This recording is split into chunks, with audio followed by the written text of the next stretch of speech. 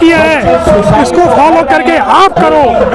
दुनिया में कोई भी आदमी किसी गलती से नहीं सीखता।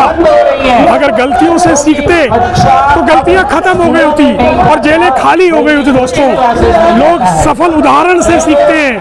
अच्छा होता कि CBSE जैसी संस्थाएं खुद कोई संस्था चला के दिखाती। पहली मांग जो है वो टीचर सेफ्टी रेगुलेशन के लिए है। दूसरी मांग है कोचिंग सेंटरों के लिए जिसमें डमी बच्चे हो रहे हैं, जा रहे हैं। और तीसरी मांग है CBSE की अनियंत्रित इर्रेलेवेंट नोटिस। बहुत सारे मुद्दे हैं जिनमें देखिए, प्रमुख मुद्दों को लेकर के मैं काले कोई आदमी के साथ खाली आदमी का नाम नहीं है, व्यवस्था का भी नाम है। मैं काले ने क्या किया था?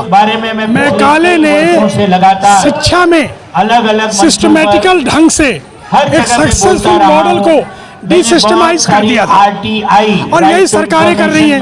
और हम बोल रहे हैं मैं काले खराब है, मैं काले खराब है। बहुत बड़ा बक्सा भर चुका है। मैं काले के मानस पुत्र हैं और हम बातें कर रहे हैं कि मैं काले गलत था। सर, छाती पीटना बंद करिए। भारत की शिक्षा को भारतीयता का रूप होने दीजिए। शिक्षा भारतीयता नहीं हो रही, आप मैं काले की छाती पीट रहे हैं। दोस्तों, teacher safety act, teacher safety act, अगर कोई टीचर अगर सेफ्टी फील नहीं करेगा, अगर अपने को सुरक्षित फील नहीं करेगा, यकीन मानिए ऐसा इंजीनियर करेगा। 36 स्टूडेंट ने सुसाइड कर लिया है।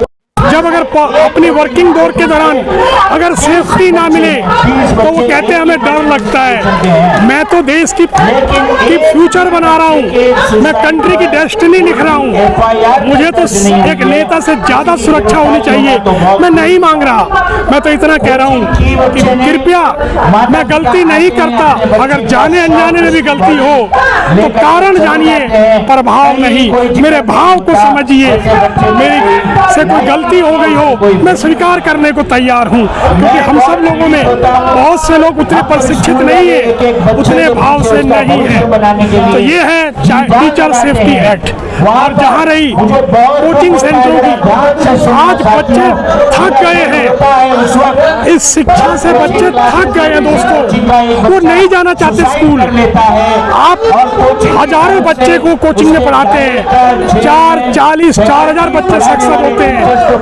तो जो जिन 90% बच्चों का जो मनोभाव टूटता है, उनके सवालों का, उनकी कीमत का जवाब कौन देगा? दोस्तों, ऐसे सपने मत दिखाओ कि कल ये बच्चे टूटे हुए दिल के साथ में अपनी जिंदगी को निभाएं। मैं तो अक्सर बोलता हूँ कि महाभारत में श्री कृष्ण ने अर्जुन को कहा था कि अर्जुन डरना मत, शरीर मरेगा, आत्मा नहीं मरेगी। शायद भगवान श्री कृष्ण ने कलयुग नहीं देखा था, नहीं तो वो कहते कि डरना अर्जुन, आत्मा मर जाती है, शरीर नहीं मर रहा है। अब वो दौर इस तरह का आ गया है। ये 90% बच्चे मरी हुई आत्मा के साथ, शरीर के साथ चल रहे हैं। और तीसरा है CBSE। दोस्तों, निर्देश देना, आदेश देना किसी भी जीवन का सबसे आसान काम है। बात तो जब बने जब आप आदेश और निर्देश की जगह खुद कुछ करके दिखाएं और कहें देखो मैंने किया है, इसको फॉलो करके आप करो। दुनिया में कोई भी आदमी किसी गलती से नहीं सीखता। अगर गलतियों से सीखते तो गलतियां खत्म हो गई होती और जेलें खाली हो गई होती। दोस्तों, लोग सफल उदाहरण से सीखते हैं।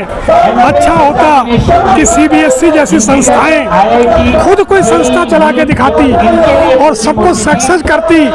यकीन मानिए, हर स्कूल, हर माता पिता, हर व्यक्ति उनको फॉलो करता और दुनिया का बेहतरीन बच्चा बनाने में देश, माता पिता और मानवता का हम स्कूल सेफ्टी एक्ट की मांग शिक्षकों के लिए कर रहे हैं। दूसरी हमारी मांग है डमी सीट्स को लेकर।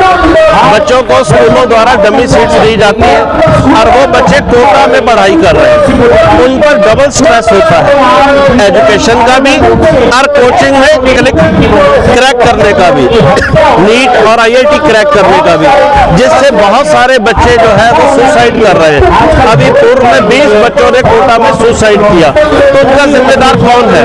ये जो ड्यूल सिस्टम है एजुकेशन का, डमी सीट्स, ये खत्म होनी चाहिए। ये एजुकेशन सिस्टम का मजाक उड़ा रहे हैं, ये मोदी जी की राष्ट्रीय शिक्षा नीति का मजाक उड़ा रहे हैं। और जो मोदी जी कह रहे हैं कि भारत को विश्व गुरु बनाना है, ये उसके रास्ते में एक बहुत बड़ा रोड़ा उनका खुलेआम मजाक उड़ाया जा रहा है। तो हम कह रहे हैं कि बच्चे को 12th तक अपने स्कूल में ही पढ़ना होगा, तभी वो जो मोदी जी ने राष्ट्रीय शिक्षा नीति बनाई है उसके अनुरूप अपने आप को तैयार कर सकता है। और सीबीएसई के जो अनर्गल नियम है, सीबीएसई को नियम बनाने की अथॉरिटी नहीं है, नियम बनाने का काम सरकारों का है। सीबीएसई नियम बनाने बंद करे, जो सरकारों के नियम है उनका अनुसरण करे, जिससे जो नाजायज जुर्माने जो है वो सीबीएसई से द्वारा वसूले जा रहे हैं। और सीबीएसई एक शिक्षा बोर्ड नहीं, ये अनाज मंडी और सब्जी मंडी की तरह हो गया है कि फला गलती करोगे तो इतना जुर्माना, फला कमी करोगे तो इतना जुर्माना, फला सर्टिफिकेट नहीं दोगे तो इतना जुर्माना। तो इन पर भी अंकुश लगना बहुत जरूरी है। तो इन तीनों मुद्दों को लेकर आज हम जंतर मंतर पर प्रदर्शन कर रहे हैं। क्या कर सकता है, कहीं से भी ऊंचाई से छलांग लगा सकता है,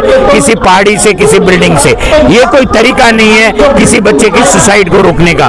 सुसाइड को रोकने का रीजन क्या है, बच्चा सुसाइड क्यों कर रहा है, उसका सिस्टम में क्या प्रॉब्लम है, उस सिस्टम को दुरुस्त करने की जरूरत है। बच्चे बहुत कीमती है। एक माँ बाप के आजकल एक दो बच्चे होते हैं, बड़े अरमानों से पाल पोस के उसको पढ़ने के लिए डॉक्टर इंजीनियर बनाने का सपना लेकर के कोटा भेजा जाता है। लेकिन सिस्टम इतना निष्ठुर है, इतना गलत काम करता है, कोचिंग क्लासेस वालों को कोई फर्क नहीं पड़ता। बच्चों की सुसाइड हो रही है, उनको कोई फर्क नहीं पड़ता, क्योंकि उनके तो फिल्टर होकर के टॉप सेक्शन में टॉप बच्चे चले जाते हैं, वो सिलेक्शंस दे देते हैं। सिर्फ 1% बच्चे का सिलेक्शन होता है, बाकी 99% बच्चे जो वहां से फेलियर होके आते हैं, असफल होके आते हैं, उनकी तरफ किसी का कोई ध्यान नहीं है। हमारा ये कहना है कि जो सिस्टम है, इस सिस्टम को बदला जाए, कोचिंग क्लासेस को रेगुलेट किया जाए, उनके ऊपर किसी तरह का कोई रेगुलेशन नहीं है। जबकि आज होता क्या है कि एक छोटी सी पान की दुकान भी खोलनी है, किसी को एक छोटा सा व्यापार भी करना है, तो उसे कई तरह के लाइसेंसेस लेने पड़ते हैं। लेकिन कोचिंग क्लासेस को एक भी लाइसेंस नहीं लेना पड़ता, बिना किसी परमिशन के पूरे देश भर में कोचिंग क्लासेस चल रही है। उनके स्कूलों